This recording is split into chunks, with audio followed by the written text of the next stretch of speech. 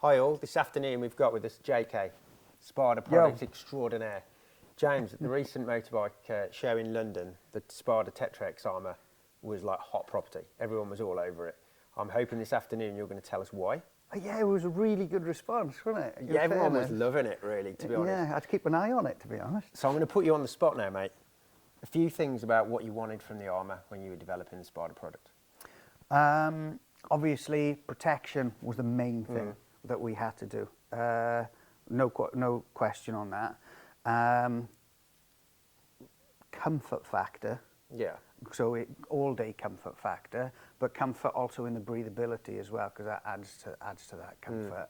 And then ultimately something that delivers all of that, plus is easy to wear in the garments, and it doesn't influence your clothes too much. So there's nothing worse than having a pair of jeans or a jacket, and in no time at all you can just see the armour impressions coming through it and things like that. But all of that, the biggest challenge of all was keeping it still with an accessible, modest price point. Gotcha. So that was the big challenge. Gotcha. This is a bit of a labour of love to get to this point. Yeah. I'm even surprised that we're at this stage with it as well, in our first season of the relaunch as well.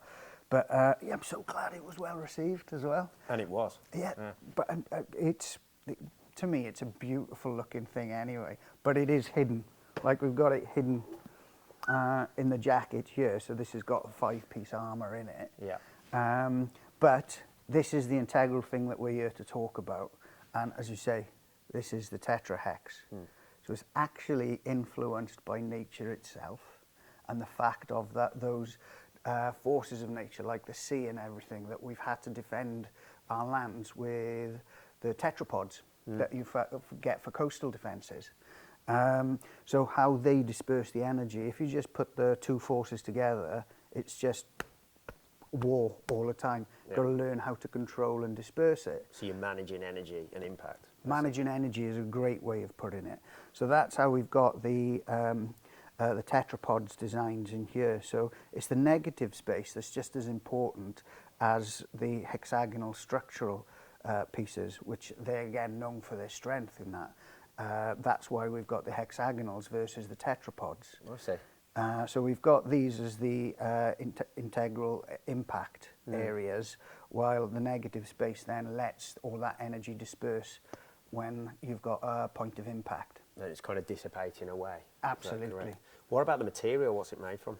Visco's, I always get this mixed up, Visco-Elastin polymer.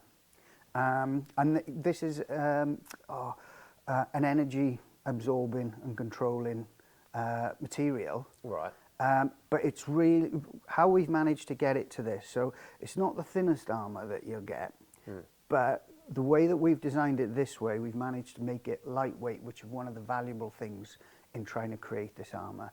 What we want to do is make it comfortable for all day use. So it's got a lighter weight to it. It's a softer touch to it. But one of the hardest parts of this is trying to get that compound recipe correct, because like the first version we done all looked very beautiful, but it's freaking solid.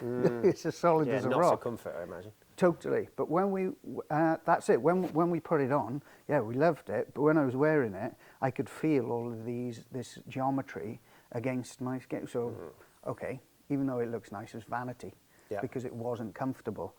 But then when we went back to the drawing board, we actually realized that this was far superior in the safety requirements.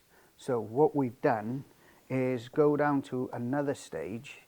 Well, we went too far, and at one point, this one is super soft, but it only got borderline a pass mark for the sea. Passed, absolutely. But it was like, well, actually, this is way soft, but we don't take a risk with the protection.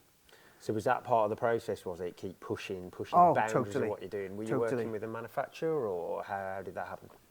So when I was over in Pakistan, I'd met up with a lot of other different suppliers, but there was one supplier that I hadn't planned to see, but it was just a chance meeting, and it was like about 8:30 at night.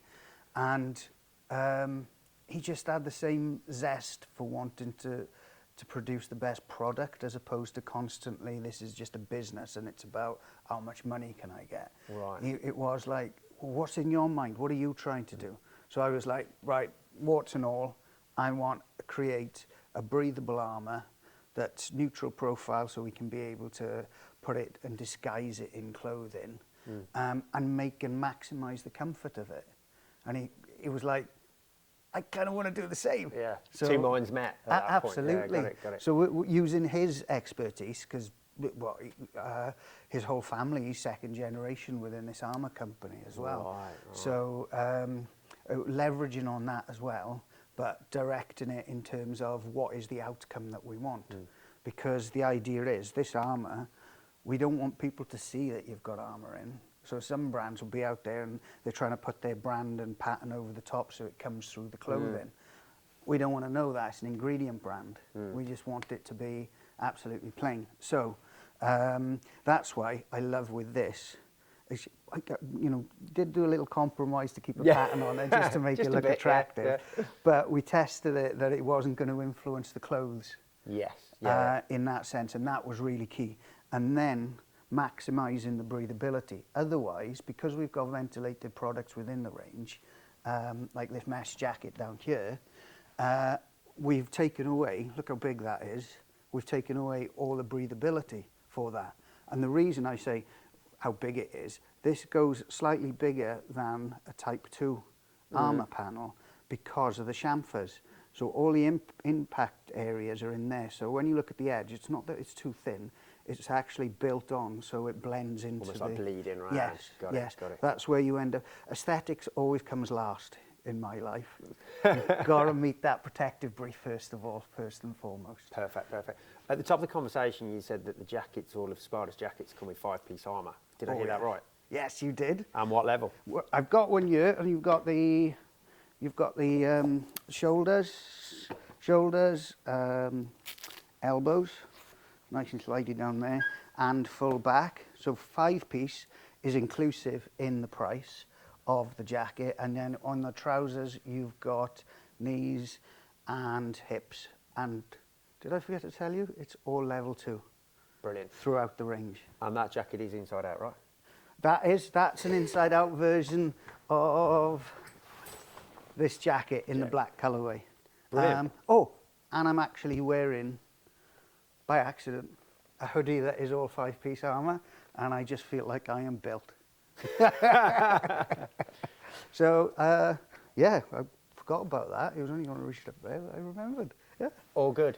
Cheers. Thank you, James. All good stuff.